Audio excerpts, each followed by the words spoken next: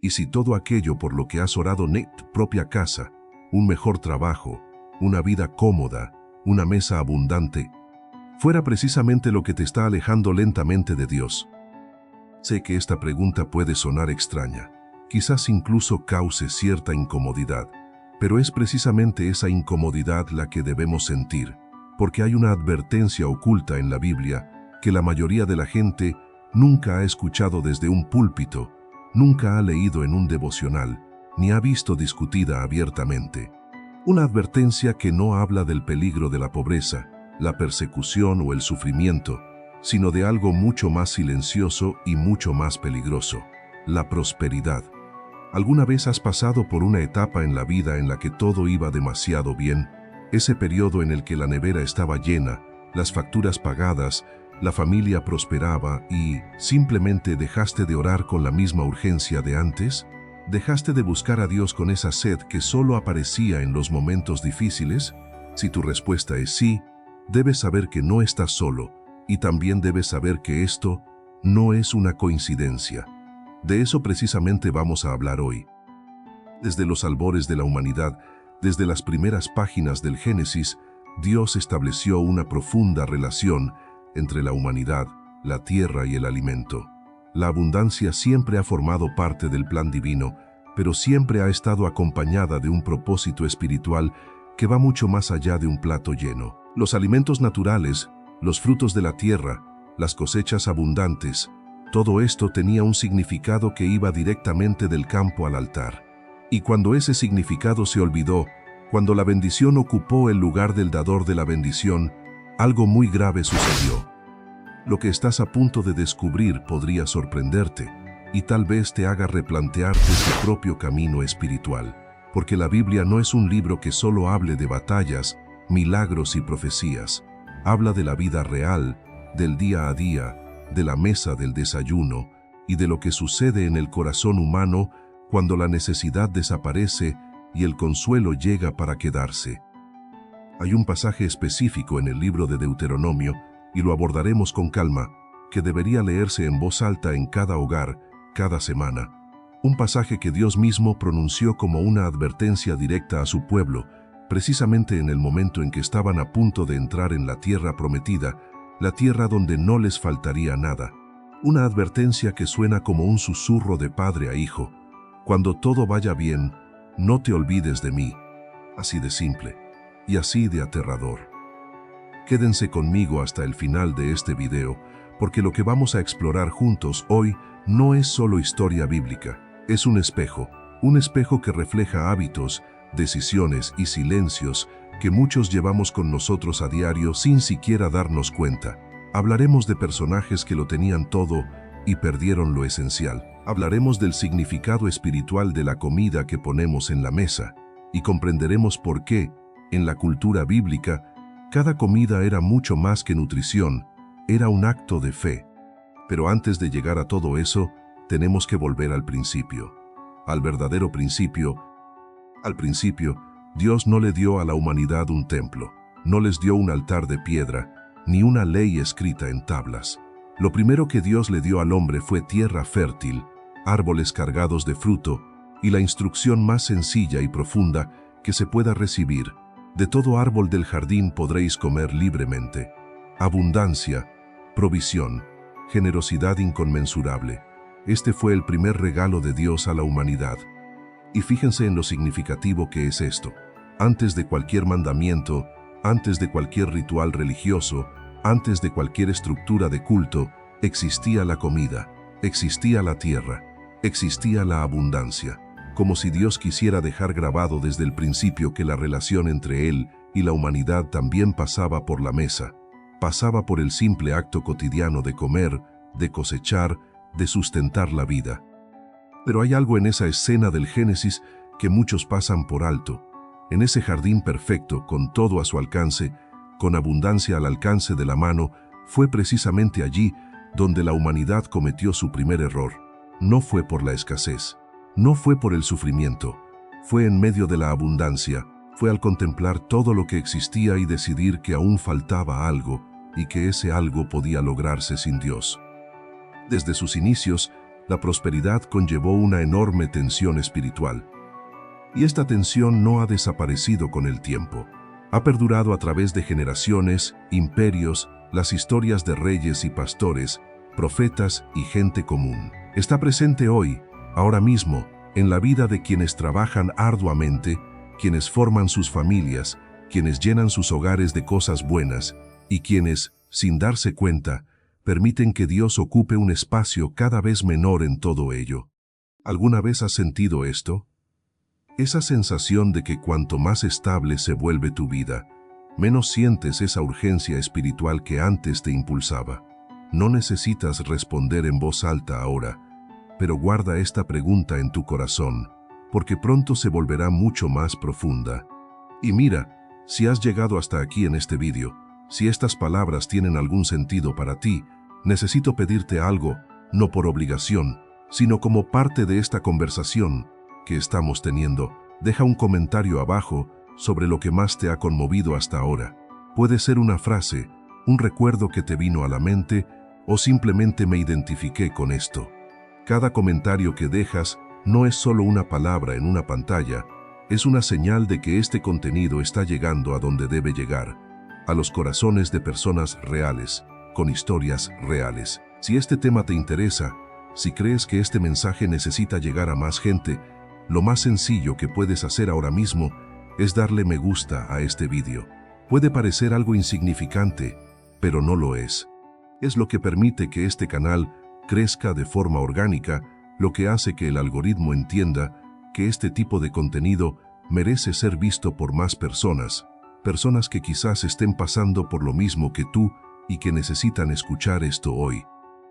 Y si aún no te has suscrito a este canal, ahora es el momento, porque lo que estamos creando aquí no es solo entretenimiento, es un espacio para la reflexión, la conexión y contenido que surge de la palabra de Dios y llega a la vida práctica de cada uno de nosotros.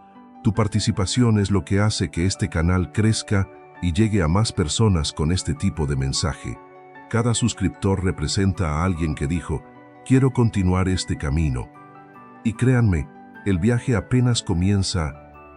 Ahora que comprendemos el origen de esta tensión entre abundancia y espiritualidad, debemos examinar un suceso cotidiano del pueblo de Israel, algo que transformó un simple acto de comer en un gesto de profunda fe, algo que se ha perdido con el tiempo, pero que la Biblia ha conservado con impresionante claridad. Piénsalo un momento. Cuando plantas una semilla y brota, cuando llueve en el momento justo y la cosecha es abundante, cuando el fruto madura en la rama y está listo para ser recogido, la respuesta parece obvia si nos detenemos a pensarlo. Pero ese es precisamente el problema. Casi nunca nos paramos a pensar. La vida moderna nos ha acostumbrado a consumir sin contemplación, a recibir sin reconocimiento, a usar sin gratitud. Y esta mentalidad, esta forma automática de vivir, no es un problema nuevo. Es tan antigua como la humanidad. Desde el principio, la tierra no fue simplemente un recurso natural. Fue un lenguaje. Fue la forma en que Dios eligió decir, de manera concreta y tangible, que Él estaba presente, que Él proveía, que se preocupaba por cada detalle de la existencia humana. En Génesis, cuando Dios planta el jardín, cuando hace brotar de la tierra todo árbol agradable a la vista y bueno para comer, no solo resuelve el problema del hambre, establece un vínculo. Dice, vuestro sustento viene de mí, vuestra vida depende de mí, y mientras lo recordéis con cada fruto que cosechéis, nuestra relación permanecerá intacta. Esta es la verdad oculta que muy pocos perciben al leer los primeros capítulos de la Biblia. Solemos centrarnos en la creación de los cielos, la separación de las aguas, la formación de la humanidad del polvo de la tierra. Son escenas grandiosas y poderosas, llenas de simbolismo. Pero algo igualmente grandioso ocurre entre líneas.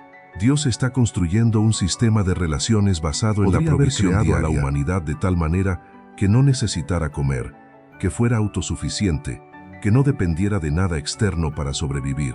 Pero eso no fue lo que sucedió. La humanidad fue creada hambrienta, necesitada, dependiente. Y esto no fue un defecto de diseño, sino una elección deliberada y profundamente intencionada. La necesidad se creó para generar búsquedas. y la búsqueda se creó para generar encuentros. Cuando comprendes esto, toda la narrativa bíblica adquiere una dimensión diferente. La comida no es solo combustible para el cuerpo, es un puente entre lo humano y lo divino. Es un recordatorio diario, al menos 3 veces al día, de que hay una fuente detrás de todo lo que sustenta tu vida. Y mientras la humanidad mantuvo viva esta convicción, mientras mirara la mesa y viera más allá de la comida, la relación con Dios permaneció viva, presente y real. Ahora quiero profundizar aún más en este tema, porque lo que viene a continuación es donde la historia comienza a ser verdaderamente reveladora. Cuando el pueblo de Israel se estableció como nación, cuando Dios comenzó a organizar la vida comunitaria, espiritual y práctica de ese pueblo, una de las primeras instituciones que estableció fue la ofrenda de las primicias. Y vale la pena comprender qué eran las primicias, porque este concepto conlleva una sabiduría espiritual que trasciende el tiempo y se dirige directamente a la realidad de cualquier persona hoy, sin importar dónde viva ni en qué época se encuentre. Las primicias eran las primicias de la cosecha, los primeros granos, el primer aceite de oliva, el primer vino, los primeros animales nacidos del rebaño. Y la instrucción de Dios era clara: antes de comer, antes de usar, antes de guardar para tu propio sustento, traes lo primero y lo mejor al altar, no lo que sobra, no lo que está magullado o no es apto para el consumo, lo primero, lo mejor, aquello que costó mucho ofrecer. Piensa en el impacto psicológico y espiritual de esto. Trabajaste la tierra durante meses, esperaste la lluvia, te levantaste temprano, te acostaste tarde, sudaste y te esforzaste. Y cuando finalmente aparece el fruto, cuando comienza la cosecha, lo primero que haces no es comerlo, no lo guardas, lo regalas, lo llevas al altar y reconoces en voz alta: esto no es mío. Sí, trabajé. Sí, me esforcé. Pero no fui yo quien hizo germinar la semilla. No fui yo quien envió la lluvia en el momento justo. No fui yo quien sostuvo la tierra y aseguró la cosecha. Este gesto transformó por completo la mentalidad de quienes lo practicaron, porque al dar el primer regalo antes de recibir el tuyo, haces una declaración de fe extraordinariamente poderosa. Estás diciendo que confías. Estás diciendo que crees que habrá más. De forma práctica y concreta, la lógica de la autosuficiencia, esa trampa silenciosa que nos hace creer que somos dueños de nuestra propia prosperidad. Y aquí es donde la historia de Caín y Abel cobra protagonismo con una fuerza narrativa que pocos textos de la literatura humana pueden igualar, porque ambos hermanos hicieron ofrendas, ambos se presentaron ante Dios, ambos trajeron algo, pero la respuesta de Dios fue radicalmente diferente para cada uno. Abel trajo los primogénitos de su rebaño, los mejores, con un corazón que reconocía su origen. Caín trajo frutos de la tierra, pero el texto bíblico se cuida de no decir que trajo los primeros ni los mejores. Y Dios, que ve más allá de las apariencias, más allá del gesto religioso, más allá de la forma, Dios vio el corazón detrás de la ofrenda. El camino espiritual no se mide por la cantidad de la ofrenda, sino por el estado del corazón de quien la doña. Esta distinción es fundamental para todo lo que vamos a explorar aquí, porque es fácil confundir la práctica religiosa con la verdadera conexión espiritual. Es fácil hacer los gestos correctos, decir las palabras adecuadas, aparecer en los lugares correctos y al mismo tiempo estar completamente vacío por dentro, completamente desconectado de la fuente de la que todo emana. Caín no era ateo, no negaba la existencia de Dios. Estaba allí, participando en el ritual, cumpliendo con su parte. Pero su corazón estaba en otra parte, y Dios no se contentaba con la forma, nunca lo hizo. Esta es una de las revelaciones más inquietantes de la Biblia y a la vez una de las más liberadoras, porque significa que la cuestión nunca ha sido cuánto tienes o cuánto das. La cuestión siempre ha sido cuánto reconoces de dónde proviene lo que tienes. Ahora imaginen el impacto de esto cuando llega la verdadera prosperidad, cuando la cosecha es abundante, cuando el granero está lleno, cuando ya no hay que preocuparse por el mañana.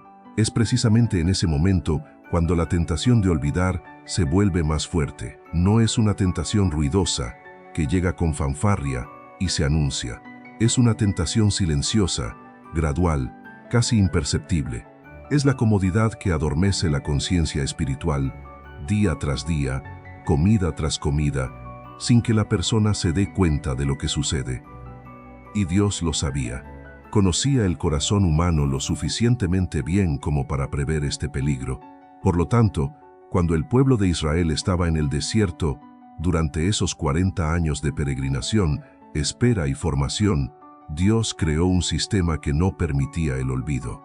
Un sistema que hacía de la dependencia consciente una necesidad práctica y cotidiana. Este sistema tenía un nombre sencillo y un significado inmenso: maná. Cada mañana caía el maná. Cada familia recogía lo suficiente para el día. No había forma de acumularlo, ni de almacenarlo, ni de crear una reserva que garantizara la independencia para los días siguientes. Quienes intentaban guardarlo descubrían a la mañana siguiente que el maná se había podrido, que se había llenado de gusanos, que era inservible. El sistema no permitía la autosuficiencia.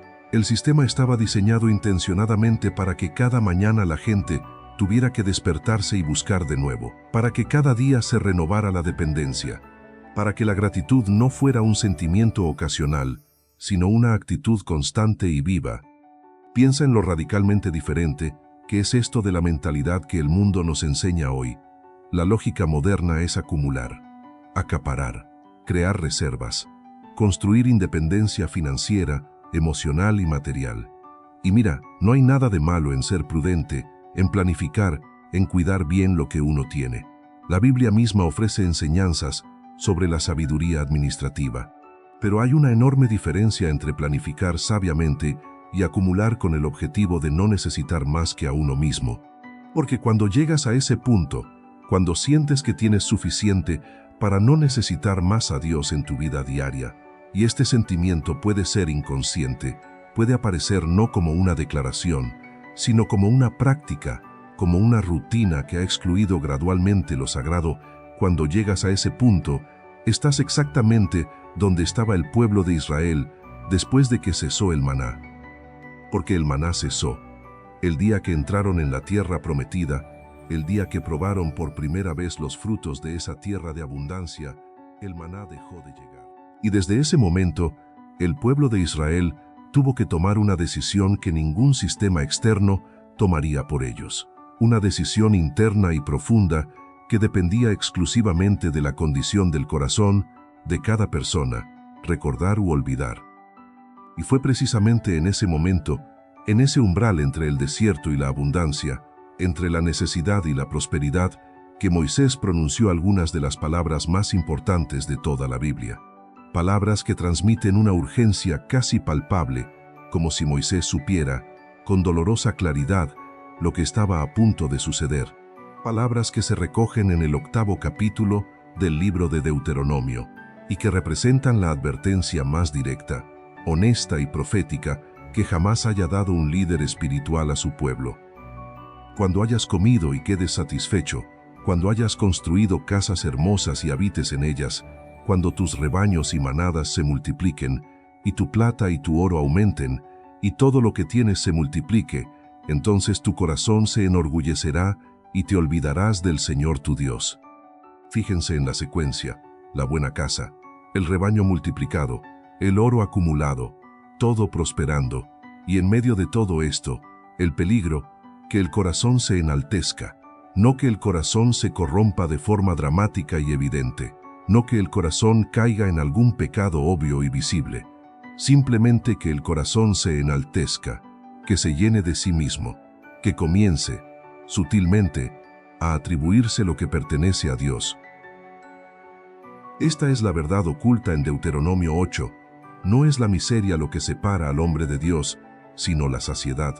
No es el dolor lo que endurece el corazón, sino el consuelo. No es la ausencia lo que genera el olvido, sino la presencia de todo aquello que se ha pedido. Y el impacto de esta revelación es devastador cuando empezamos a aplicarla a nuestras propias vidas. Porque, ¿cuántas personas conoces, y quizás tú mismo seas una de ellas, y está bien reconocerlo, que oraron con mucho más fervor cuando la situación era difícil? Quienes buscaron a Dios con mucha más intensidad cuando llegó el diagnóstico, cuando perdieron el trabajo, cuando la relación se rompió. ¿Y quién es hoy? Con una vida más estable, con las cuentas pagadas, con la nevera llena, oran menos, buscan menos, sienten menos urgencia espiritual.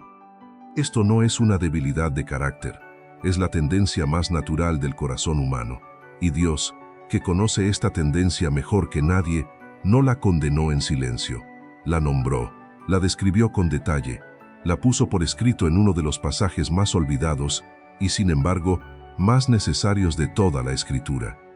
Para comprender la profundidad de esta trampa espiritual, debemos analizar casos concretos.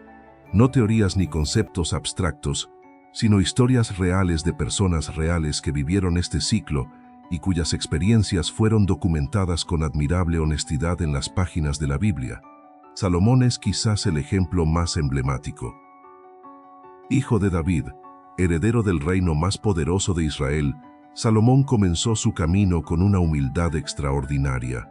Cuando Dios se le apareció en sueños y le dijo, «Pide lo que quieras que te dé», Salomón no pidió riquezas, no pidió la victoria sobre sus enemigos, no pidió fama ni poder, pidió sabiduría, pidió discernimiento para gobernar con justicia.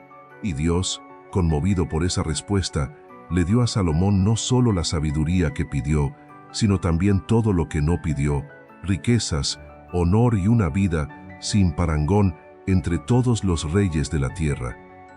Durante un tiempo, Salomón fue la viva imagen de lo que sucede cuando la prosperidad se alinea con el propósito. Construyó el templo más glorioso que el mundo jamás haya visto. Recibió a reinas y príncipes de naciones lejanas que acudían únicamente para escuchar su sabiduría. Escribió proverbios que han perdurado a lo largo de los milenios y que aún hoy se leen, estudian y aplican. Fue el punto culminante de la historia de Israel. Pero entonces, silenciosamente, casi imperceptiblemente, algo comenzó a cambiar. La riqueza se acumuló más allá de lo necesario. Las alianzas políticas trajeron esposas extranjeras, las esposas trajeron a sus dioses. Y Salomón, el hombre más sabio que jamás haya existido, el hombre que había construido el templo de Dios con sus propias manos, comenzó a erigir altares a otros dioses. No de forma dramática, no en un acto de rebelión consciente y declarada. Fue gradual, fue la prosperidad abriendo espacios donde otros afectos pudieron echar raíces.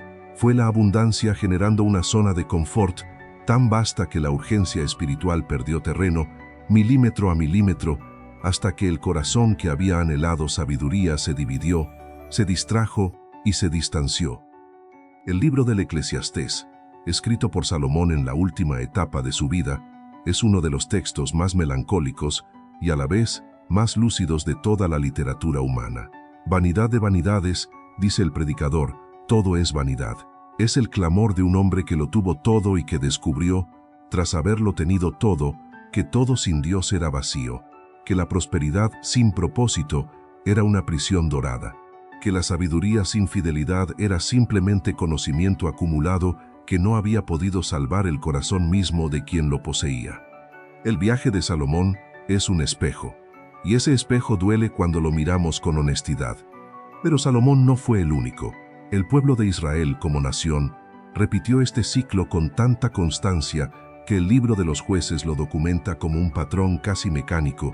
El pueblo vivía en la adversidad, clamaba a Dios, Dios suscitaba un libertador, el pueblo era restaurado, la prosperidad regresaba, y entonces, invariablemente, el pueblo se olvidaba. Volvían a adorar a otros dioses. Volvían a vivir como si Dios no fuera necesario. Hasta que volvían las dificultades, el ciclo comenzaba de nuevo y todo se repetía. Es aterrador constatar con qué frecuencia se repite este patrón, no solo en la historia de Israel, sino en la historia de cada persona, cada familia, cada generación. El ciclo de saciedad y olvido no es exclusivo de ninguna cultura ni época, es la condición humana. Y luego está la historia del hijo pródigo, que Jesús relató con precisión quirúrgica sobre la psicología humana. Un joven que pide la herencia a su padre antes de tiempo, que se marcha a una tierra lejana, que lo gasta todo en placeres y abundancia, y que solo se acuerda de su padre cuando está en la miseria, alimentando cerdos y muriendo de hambre. El texto dice algo extraordinario en este momento. Cuando recobró el sentido, dijo: «¿Cuántos jornaleros de mi padre tienen comida de sobra? Y yo aquí me muero de hambre». Recobró el sentido, recuperó la conciencia, y lo que lo trajo de vuelta no fue un sermón, ni una visión espiritual, ni una experiencia sobrenatural. Fue el hambre, fue la necesidad, fue la ausencia de la abundancia que había consumido sin gratitud. Ninguna de las tres historias termina sin esperanza. Salomón regresó a Dios al final. Israel siempre fue restaurado cuando clamó desde el corazón. El hijo pródigo fue recibido con un banquete por el padre que lo esperaba en el horizonte. La misericordia siempre tuvo la última palabra. Pero el viaje fue costoso. El viaje trajo consigo pérdidas que no deberían haber ocurrido. Y es aquí donde la sabiduría de analizar estas historias se vuelve transformadora. No para condenar, no para generar culpa, sino para despertar, para reconocer el patrón antes de estar inmerso en él, para formular las preguntas correctas mientras aún hay tiempo para cambiar de rumbo. Ahora quiero adentrarlos en la vida cotidiana del pueblo hebreo, porque hay un detalle de la cultura bíblica que la mayoría desconoce, y cuando lo comprenden, cambia por completo su perspectiva sobre cada comida. En la cultura hebrea, comer nunca fue un acto puramente biológico. Cada comida estaba cargada de significado espiritual, ritual y conciencia. Antes de sentarse a la mesa, antes de partir el pan, había bendiciones específicas para cada tipo de alimento. Había una bendición para el pan, otra para el vino, otra para los frutos del árbol, otra para los frutos de la tierra, otra para los alimentos que provenían del mar. Cada elemento de la naturaleza que llegaba a la mesa era reconocido como un don específico, como una provisión particular, como una expresión única de la generosidad de Dios. Esto no era superstición, no era un ritual vacío, era un entrenamiento diario de atención espiritual. Era una práctica que impedía que el automatismo se apoderara de la experiencia de recibir. Porque cuando necesitas detenerte, cuando necesitas nombrar lo que estás recibiendo, cuando necesitas expresar en voz alta tu gratitud antes de consumir, en ese momento estás haciendo exactamente lo que Dios planeó desde el principio: reconocer la fuente. La mesa era un altar diario. El acto de comer era una liturgia diaria. Y esta liturgia mantenía el corazón orientado, la conciencia espiritual activa, la relación con Dios presente en el ritmo más básico y repetitivo de la existencia humana. Muchas familias brasileñas aún conservan un fragmento de esta tradición sin conocer la profundidad de sus raíces. El hábito de rezar antes de las comidas, de tomarse de las manos, de inclinar la cabeza, de dar gracias. Este gesto, que parece tan simple y común, encierra siglos de sabiduría espiritual. Es un fragmento de la liturgia hebrea que ha perdurado a través del tiempo, que ha cruzado continentes y culturas, y que ha llegado a la mesa de tu familia como un eco lejano de una práctica que, en su origen, tenía la función precisa de mantener el corazón humano conectado con lo divino en medio de la abundancia. El problema surge cuando el gesto pierde su significado, cuando la oración antes de la comida se vuelve automática, mecánica, apresurada, menos de 30 segundos, recitados por obligación o costumbre, sin verdadera presencia, sin intención consciente, sin el reconocimiento genuino de que lo que está en la mesa no llegó allí por sí solo. Cuando esto sucede, cuando el ritual se vacía de significado, hay formas sin sustancia. Es como el gesto de Caín. La ofrenda está ahí, el movimiento externo está ahí, pero el corazón está en otra parte. Y así llegamos al espejo moderno.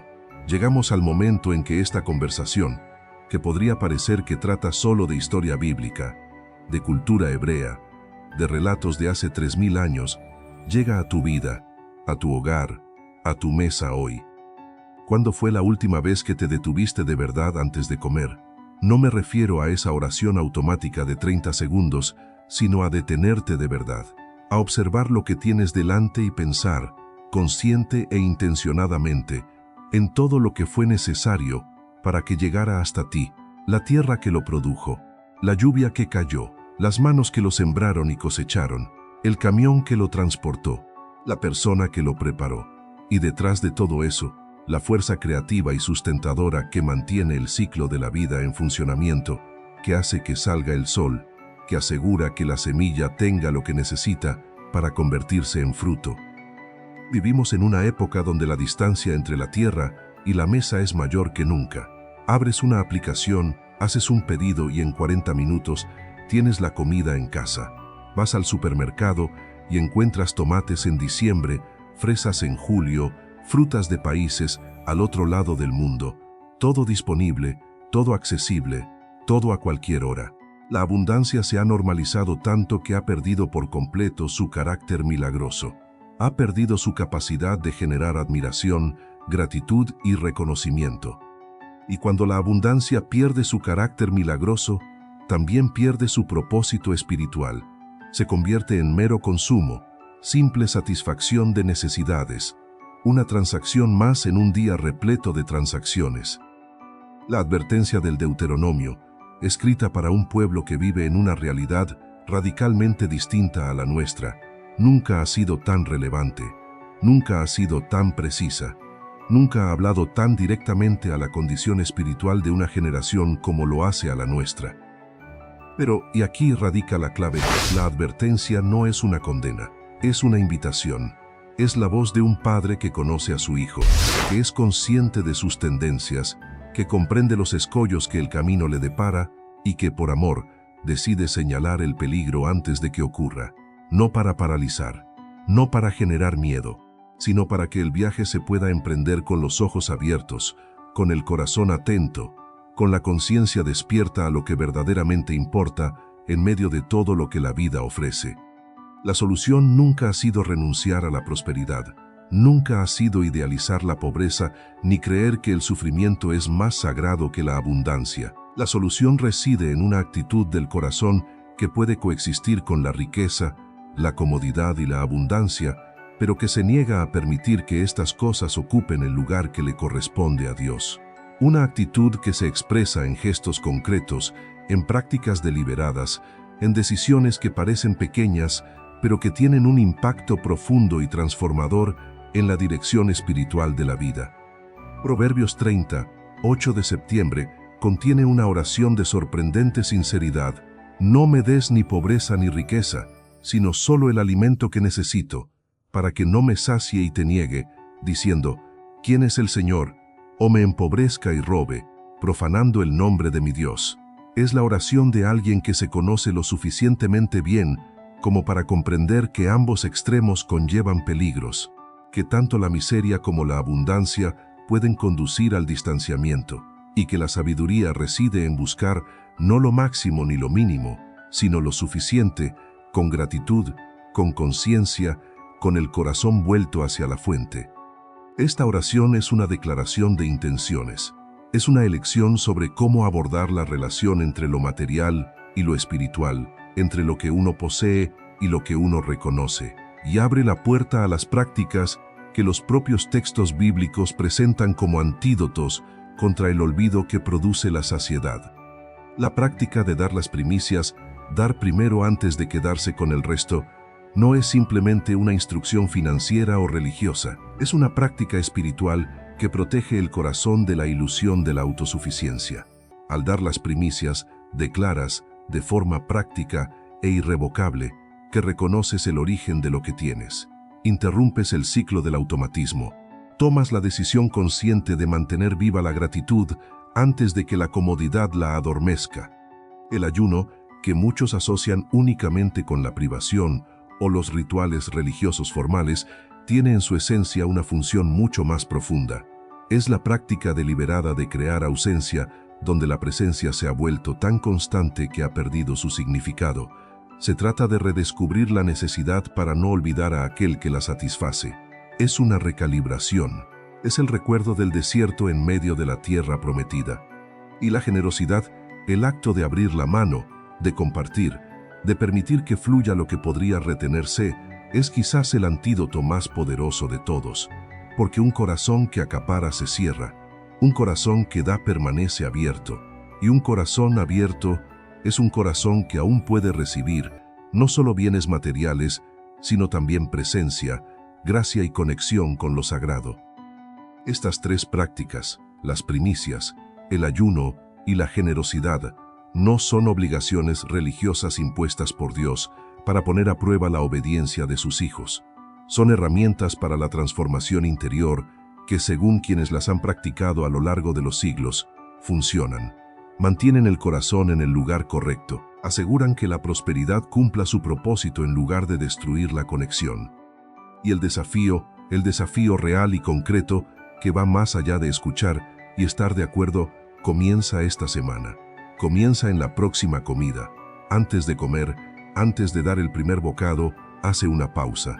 No hace falta que sea larga. 30 segundos son suficientes, pero que sean 30 segundos reales, presentes e intencionados.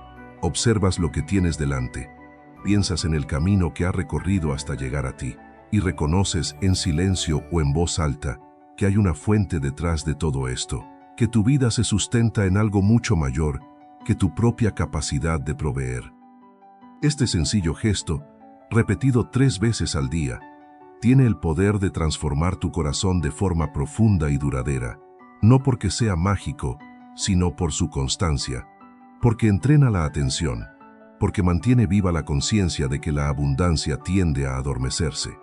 Todo lo que aquí se dice, cada historia, cada advertencia, cada práctica, converge en una sola verdad que recorre toda la Biblia. Dios no quiere tu pobreza, quiere tu presencia. No te dio abundancia para alejarte de Él, sino como una oportunidad diaria para acercarte. La cuestión es qué haces con ella. Comenta a continuación, mi escritorio también es un altar. Si has llegado hasta aquí, quiero que sepas que esto significa algo. La mayoría de la gente no llega al final, se detienen a la mitad, se distraen, cambian de tema. Pero tú te quedaste, y quienes se quedan hasta el final de una conversación como esta suelen hacerlo porque algo en su interior les habló más fuerte que cualquier distracción. Así que gracias por eso, de verdad. Si este contenido te conmovió de alguna manera, si alguna historia te impactó, si alguna frase te impactó, si te reconociste en algún momento del video, cuéntamelo en los comentarios. Escribe abajo, este mensaje era para mí, no hace falta explicarlo, ese gesto lo dice todo. Y para mí, cada comentario así me recuerda que vale la pena seguir creando este tipo de contenido. Y hablando de continuar, si aún no estás suscrito a este canal, ahora es el momento perfecto para hacerlo. No porque te lo pida, sino porque si te gustó lo que viste aquí, hay mucho más por venir. Historias bíblicas que la mayoría de la gente nunca ha escuchado contadas de esta manera. Verdades que han estado presentes en los textos durante milenios y que aún hoy resuenan con la vida real. Si este tipo de contenido te interesa, el botón de suscripción está ahí mismo y te garantiza que no te perderás lo que viene. Y si te gustó el video, un me gusta es la forma más sencilla de decirlo. No hace falta decir nada.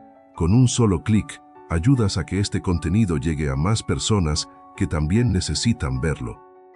Y antes de que se vayan, quiero compartirles algo más. Aquí tienen un video que complementa a la perfección lo que vimos hoy. Retoma la historia justo donde termina este y profundiza aún más. Hagan clic y sigan viendo. Creo que les gustará lo que encuentren. Nos vemos allí.